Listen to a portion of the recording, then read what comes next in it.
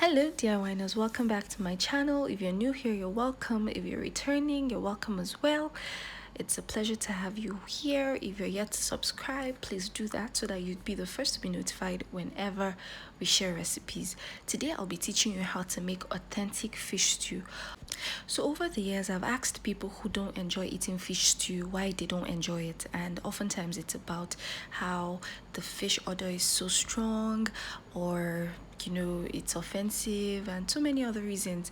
So today I'll be showing you how to make fish stew in a way that there is no overwhelming smell or overpowering smell or odor, and very tasty and delicious. So first things first, you're going to rinse your fish and then season with salt and just fry it like you can see me doing in the video. Now I know that there are people who prefer to boil their fish. Personally, I feel like it's really not necessary and it's just a waste of time, because frying directly would still allow your fish to be properly cooked. So this is basically just me flipping the fish both ways just to ensure that both sides are fried properly, and you can see that it's all done. I've taken out of the oil. Then we're going to use the same oil we used to fry the fish and turn it in a pot.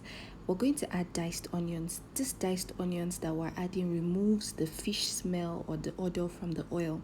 Then you're going to go in with your tomato and pepper puree or pepper mix, and you're just going to give that a good mix and stir. You can see how beautiful it is. Just when the oil starts to float at the top, then we're going to start to season our stew base.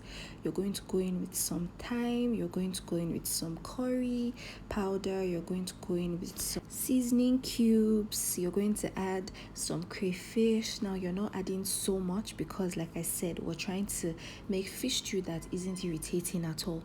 Then you're going to give that a good mix, and you're just going to allow that to simmer on low heat. Guys, when making stew, you don't do high heat at all.